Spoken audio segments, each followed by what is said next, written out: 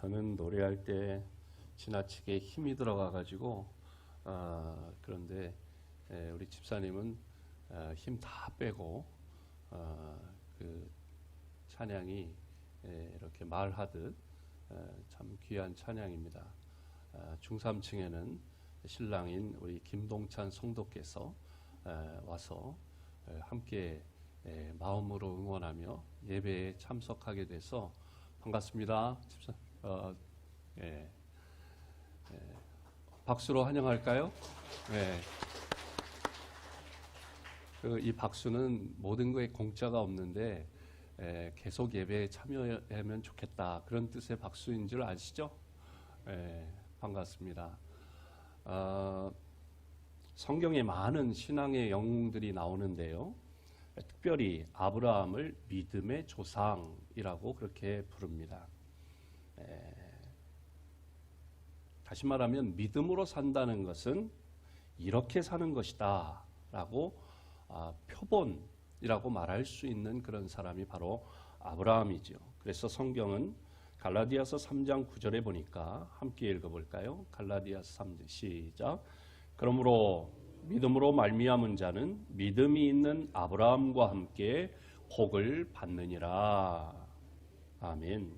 아브라함은 하나님 앞에 복받은 사람입니다.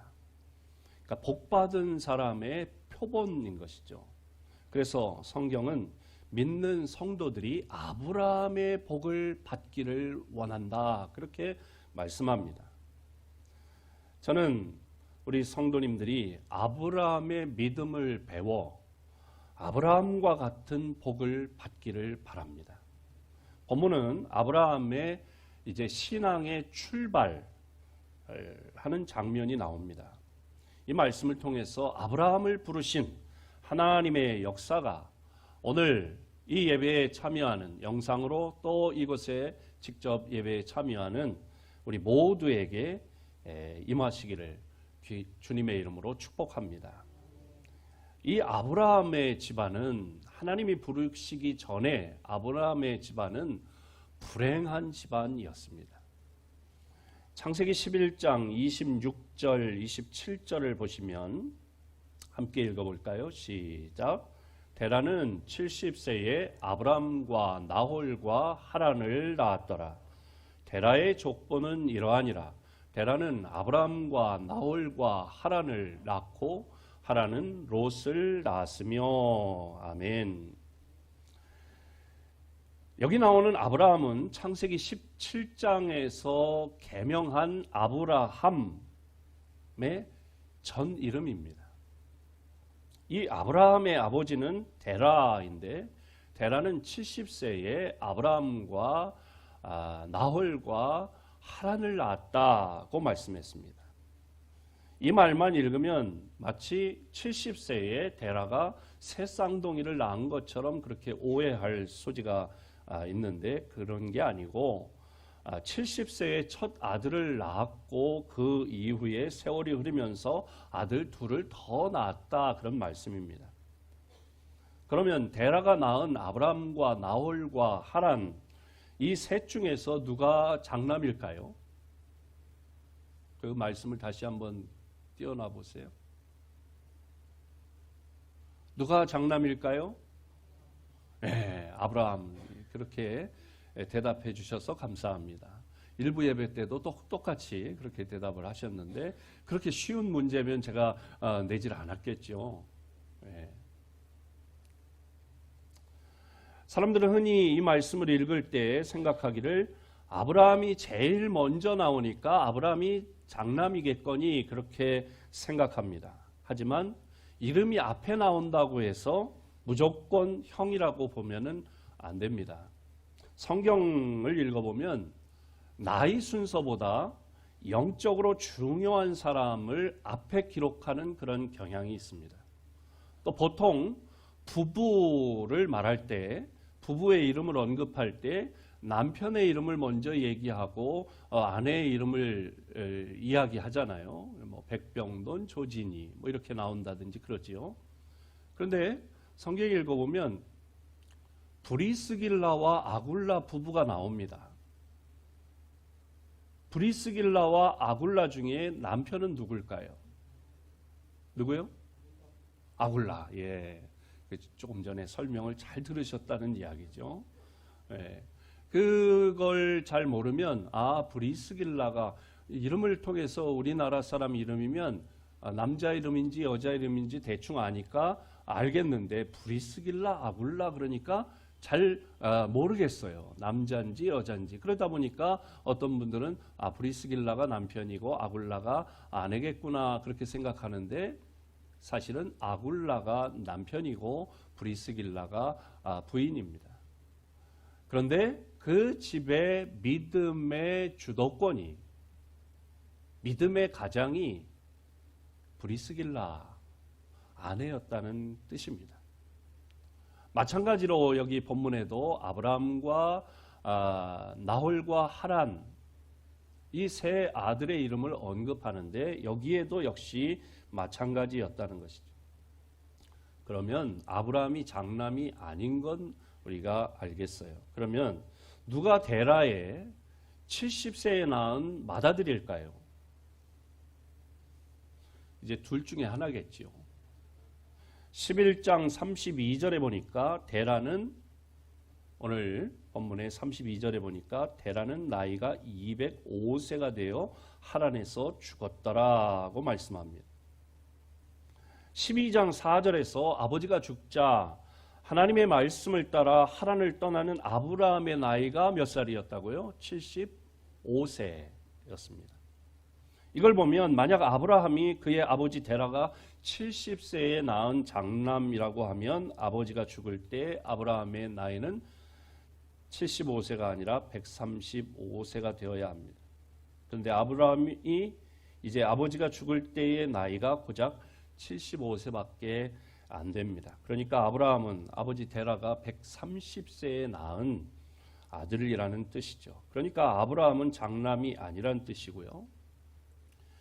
창세기 24장 15절에 보면 아브라함의 동생 나홀이라는 표현이 나옵니다. 즉 아브라함과 나홀의 관계에 대해서 나오는데 바로 나홀이 아브라함의 동생이라는 거죠. 그러면 순서가 정해진 거죠. 하란이 제일 큰 아들이고 그 다음에 둘째가 아브라함이고 셋째가 나홀입니다. 그런데 이 장남 하란에 대해서 11장 28절에는 뭐라고 말을 하는가 보면 하란은 함께 읽어볼까요? 시작. 하란은 그 아비 데라보다 먼저 고향 갈대아인의 우르에서 죽었더라. 하란이라고 하는 맏아들은 아버지 데라보다 고향인 갈대아인의 우르에서 먼저 죽었다. 별로 사실 중요하지 않은 하란의 죽음에 대해서 성경이 그 아비보다 고향 땅에서 먼저 죽었다는 것을 강조하고 있습니다. 이것은 이 죽음을 통해서 무언가를 말하고자 하는 것이 있는 것입니다. 우리 옛말에 부모가 돌아가시면 무덤에 묻고 자식이 먼저 죽으면 가슴에 묻는다는 말이 있지요. 또 부모가 돌아가시면 자식 눈에 눈물이 납니다. 일부 예배를 마치고 우리 황옥근 권사님 전화로도 제가 기도 위로하고 기도했지만 직접 또 일부 예배 마치고 목양실에서 이제 기도해드리고 그랬는데 이제 고향교회 담임 목사님이 장례를 하면서 엄마 이제 천국 가셨으니까 울지 말라고 그랬대요. 그런데도 목사님 눈물이 자꾸 나요. 그러는 거예요. 왜? 딸 7의 아들 하나를 낳으시고 일생 동안 고생하시면서 아이들 다 자녀들을 공부시키고 그리고 자식들한테 좀 효도를 좀 받고 가셨으면 싶었는데 먼저 가셔서 그게 너무 안타깝다고 엄마라고 하는 그 단어만 나오면 눈물이 나온다. 그렇죠. 부모님 돌아가시면 다 자식들은 생각이 잘해드린 것보다 잘못해드린 거, 그런 것들이 생각나서 그래서 그 불효자는 웁니다. 뭐 그런 노랫말도 나온 것처럼 그러지요.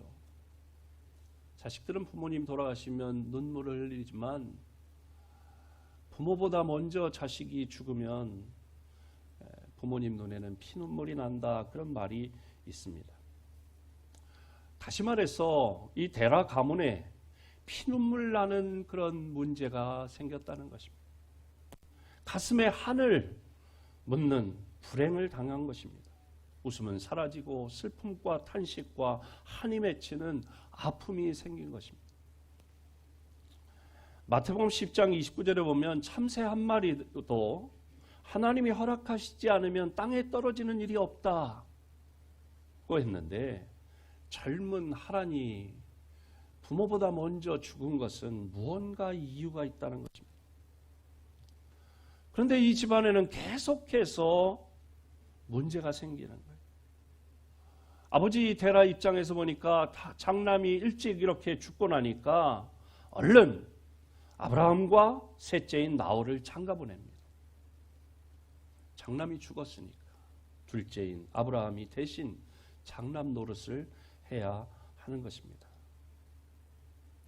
그런데 아브라함이 결혼을 했는데 자식이 없어요. 30절에 보니까 사례는 임신하지 못함으로 자식이 없었더라. 이 집안에 손이 끊어지는 아픔이 찾아온 것입니다. 아기 울음소리가 사라진 것이죠. 자식은 하나님이 주시는 기업으로 축복입니다. 그런데 장남은 죽고 둘째는 결혼을 했는데 자식이 없으니 이 집안에 불행이 찾아온 것입니다. 재물이 있으면 뭘 할 것이고 고래등 같은 집이 있으면 어디에 쓰겠습니까? 그럼 이 집안에 왜 이런 불행한 일이 계속해서 찾아오는 것인가?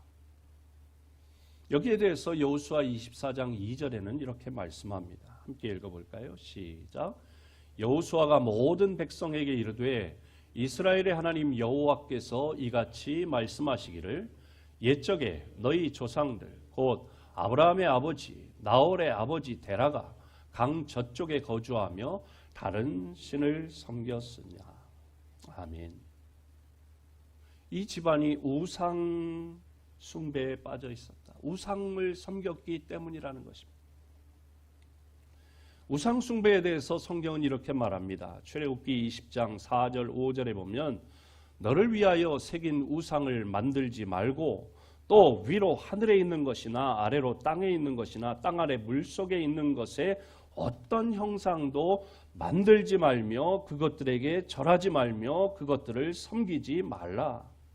나 내 하나님 여호와는 질투하는 하나님인즉 나를 미워하는 자의 죄를 갚되 아버지로부터 아들에게로 3, 4대까지 이르게 하거니와. 살인을 하거나 간음하거나 도둑질하거나 사기를 치는 등 이런 모든 죄들에 대해서는 죄를 지은 사람, 그 당사자에게 죄값을 치르게 합니다. 그런데 우상숭배의 죄는 그 당사자뿐만 아니라 자손들에게까지도 그 죄값을 묻는다고 성경은 말씀합니다. 우리나라에는요, 옛날에 삼족을 멸하는 죄가 있었습니다. 어떤 사람이 죄를 지으면 그 사람의 본가, 처가, 외가, 삼족을 다 멸하는, 씨를 말리는 그런 죄가 있었습니다. 그 죄는 어떤 죄지요? 영모죄. 왕을 제거하고 자기가 왕이 되려고 하는 그 영모죄를 지은 집안의 삼족은 다 멸했어요. 우리 인류의 조상 아담이 지은 죄가 바로 이 영적인 영모죄에 해당하는 것입니다. 만왕의 왕이요 온 천지 만물 우주의 창조주 하나님이 계신데 이 하나님 대신 자신이 하나님처럼 되려고 선악과를 따먹은 죄가 바로 영적인 영모죄에 해당한 것입니다. 그렇기 때문에 이것이 원죄가 되어 그 형벌이 대대에 미치게 되는 것입니다.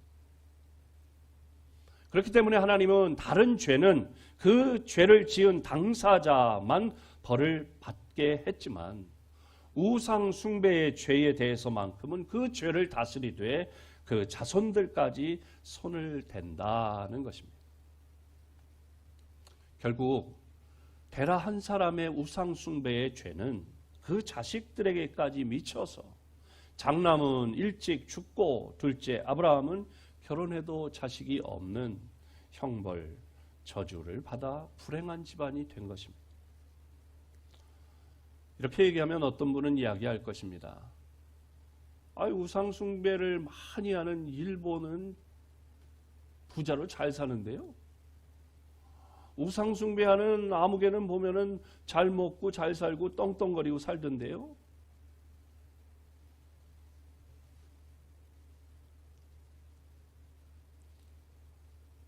그 말씀이 꼭 그런 건 아니잖아요. 그렇게 얘기하는 분이 있어요. 맞습니다. 우상 숭배를 하는데도 하나님이 간섭하지 않는다고 하는 것은 성경에 보면 이미 버린 자식인 것이다. 로마서 1장 28절이나 히브리서 12장 8절에 그렇게 말씀합니다. 그렇잖아요. 잠언을 읽어보셔도 내 자식이 나쁜 짓을 하면 회초리를 들고 쳐서라도 바르게 살도록 하지만 남의 자식이 나쁜 짓 하는 것은 그냥 방치하잖아요. 왜? 나와 상관없으니까. 그런 원리인 거죠. 그리고 또 좋아할 것도 의아해야 할 것도 사실 없어요. 일본이 우리보다 선진국이고 GNP가 높다. 그래서 잘 사는 것 같지만 일본에 가보시면 나라는 부자인데 국민들은 가난하게 살아요. 여러분 몇 평에 사세요? 집이 몇 평이세요? 여러분 사시는 집에 일본 사람들은 동경에 사는 사람들을 봐도 어디 사는 사람들을 봐도 2분의 1, 3분의 1, 4분의 1 크기의 집에서 삽니다. 일본 사람들은 우리들이 먹는 것을 보면 우리들을 거의 왕족이나 귀족으로 생각할 정도예요. 우리는 그냥 상다리가 휘어져라 그렇게 차려놓고 보통 먹는 게. 일본 사람들 식사하는 걸 보면 아주 그냥 공깃밥, 거기 계란, 간장, 그리고 닭광도 우리는 큼직하게 널찍하게 이렇게 잘라서 수북이 쌓아주잖아요. 조그맣게 잘라서 서너 개 놓고 끝이에요. 그래서 가가지고 이렇게 라면이라도 시켜서 먹다 보면 너무 조금이에요. 그래서 이 닭광 좀 더 달라고 하면은요, 돈을 또 달래요, 따로. 우리나라는 나온 반찬 더 달라고 그래서 돈 더 달라고 그러는 집이 별로 없어요. 거의 그냥 주잖아요. 올림픽을 한다고 하는데 단독 개최를 한다고 하는데 해야 되나 말아야 되나 사실은 하지 말아야 하는데도 하겠다고 지금 우기는 상황이에요. 여러 가지로 볼 때 성경의 원리가 틀리지 않았다는 걸 우리는 확인할 수 있습니다. 좀 더 지켜볼 필요가 있는 것이죠. 아무튼 데라의 우상 숭배에 대해서 하나님께서 이렇게 민감하게 반응하시는 것은 그래도 이 집안에는 아직 희망이 있다는 증거입니다. 하나님이 간섭하시는 것은 희망이 있는 증거인 것입니다. 저주 가운데 있는 이 가정에 하나님은 이 저주가 변하여 축복이 되고 불행이 변하여 행복이 되고 한숨이 변하여 찬송이 되게 하시려고 지금 아브라함을 찾아오셨습니다. 그리고 아브라함을 부르시는 것입니다. 그래서 이 불행이 행복으로 바뀌어지도록 창세기 12장 1절 2절 말씀을 함께 읽어봅니다. 시작. 여호와께서 아브라함에게 이르시되 너는 너의 고향과 친척과 아버지의 집을 떠나 내가 내게 보여줄 땅으로 가라. 내가 너로 큰 민족을 이루고 내게 복을 주어 내 이름을 창대하게 하리니 너는 복이 될지라. 아멘.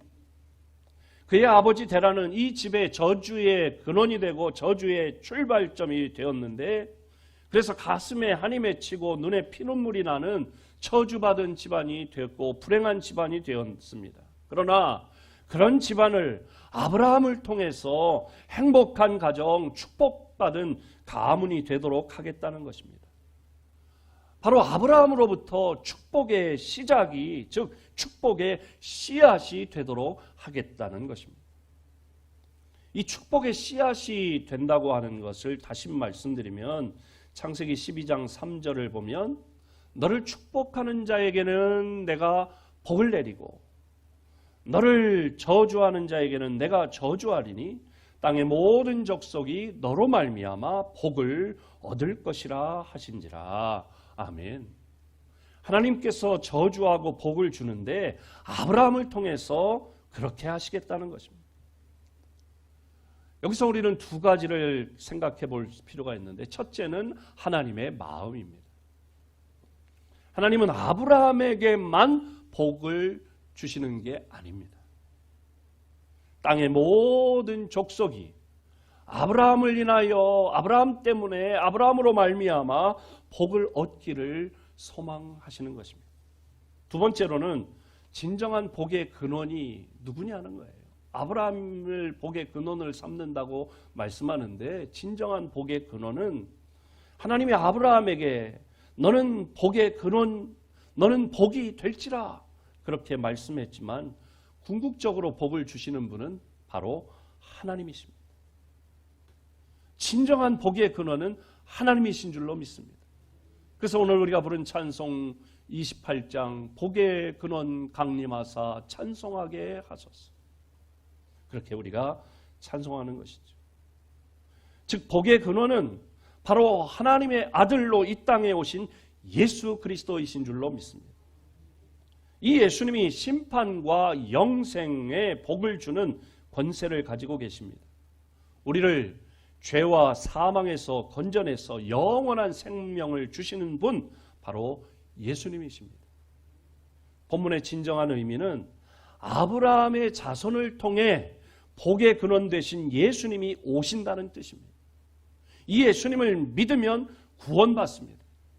다시 말하면 우상 숭배하는 가문이었지만 아브라함 때부터 하나님을 섬기는 가문이 되어 그것 때문에 하나님께서 복을 주시는 가문이 되고, 이 가문을 통해 예수님이 오시고 예수님을 믿는 세계 모든 천하 만민이 복을 받는다고 하는 것입니다. 이것이 성경 전체의 복음의 핵심입니다. 다시 말하면 아브라함 속에는 복의 근원 되시는 하나님이 계십니다. 사람들이 아브라함을 축복한다는 것은 하나님을 경외하는 아브라함의 신앙을 본받겠다는 것입니다.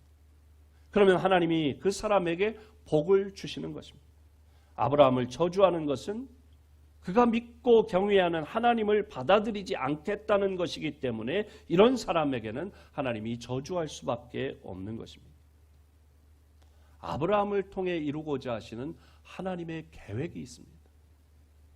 우상숭배의 죄에 빠져 저주 가운데 있는 집에 아브라함 때부터는 하나님을 경외하는 가정이 되게 해서 하나님이 주시는 복을 받게 하시고, 더 나아가서 아브라함을 통해서 땅의 모든 족속이 하나님 앞으로 돌아와서 하나님의 축복을 받게 하겠다고 하는 것이 하나님의 원대한 계획인 것입니다. 이로 인해 아브라함의 가문은 그 아버지 데라까지는 저주와 고통 가운데 있었지만, 이 가문이 아브라함 때문에 그 집이 저주가 변하여 축복이 되고 그 자손이 복을 받게 된 것입니다. 한마디로 아브라함은 그 집안의 복의 근원이 되었습니다. 뿐만 아니라 민족과 나라와 세계가 복을 받게 하는 복의 근원이 되었습니다. 하나님은 오늘 이 자리에 있는, 오늘 이 예배 영상으로 동참하고 있는 저와 여러분 우리에게 아브라함의 복을 받기를 원하시는 줄로 믿습니다. 바로 아브라함의 집이 받은 복을 우리의 가정들이 받기를 하나님은 원하고 계십니다. 예수님이 십자가에 대신 저주를 받은 것은 우리들로 하여금 아브라함의 복을 받게 하시기 위함이라고 갈라디아서 3장 13절 14절에 말씀하는 것입니다. 사랑하는 성도 여러분, 저는 여러분의 조상들을 잘 알 수는 없습니다. 그러나 한 가지 확실한 것은 우리나라의 역사를 보면 우리 조상들은 옛부터 우상을 섬겨왔다는 사실입니다. 어쩌면 그 저주가 우리에게까지 미쳐서 수없는 고통 속에 우리가 살아왔습니다. 결국은 죄 가운데 살다가 죄 가운데 멸망하여 영원한 지옥불에 떨어져 죽을 수밖에 없는 저주받은 인생들이요, 저주받은 가문들이었습니다. 그러나 하나님은 이런 우리 민족을 불쌍히 여기셔서 하나님의 아들 예수님이 우리 대신 십자가에서 죄값을 치르고 죽으심으로 모든 죄의 값을 다 치르셨다고 하는 복음을 우리로 듣게 하셨습니다. 그리고 오늘날 우리가 이 복음을 영접하여 오늘 이 자리에 우리가 있는 줄로 믿습니다.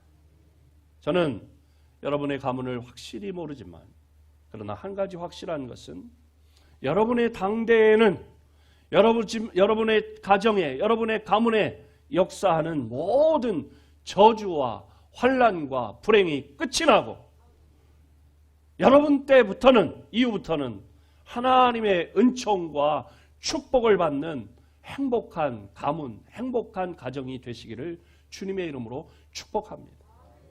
이 아브라함의 복이 오늘 여러분의 가문에 임하시기를 주님의 이름으로 축복합니다. 여러분 한 사람 한 사람을 통해서, 아브라함을 통해서 그 가문이 불행이 행복으로 바뀌어진 것처럼 여러분 한 분 한 분을 통해서 여러분의 가문의 불행한 역사가 끝이 나고 행복한 역사가 시작되기를 주님의 이름으로 축복합니다. 여러분이 속해 있는 모임이나 단체나 직장이나 어느 곳이나 그곳에서 여러분이 아브라함이 되어서 여러분을 통해 여러분 모임의 다른 사람들까지도, 여러분의 직장의 다른 모든 사람들까지도 불행 끝 행복 시작을 경험하게 되시기를 주님의 이름으로 축복합니다. 하나님 감사합니다. 오늘도 하나님의 귀한 말씀 주시니 감사합니다. 아브라함 한 사람을 통해서 그 가문의 저주는 끊어지고 축복이 시작되고 불행은 끝나고 행복이 시작된 것처럼 오늘 우리들 아브라함을 부르신 하나님께서 우리를 부르시니 감사합니다. 아브라함을 부르셨을 때 아브라함이 믿음으로 순종하여 그 복을 받아 누린 것처럼 또 그 축복을 흘려보낸 것처럼 오늘 우리들도 아브라함과 같이 믿음으로 순종하여 아브라함의 복을 내가 받게 하여 주시고 아브라함의 복을 받아 축복의 근원이 되어 우리가 속해 있는 가정이나 또 어느 곳에서나 그 축복을 흘려보내는 복의 근원들이 다 되게 하여 주시옵소서.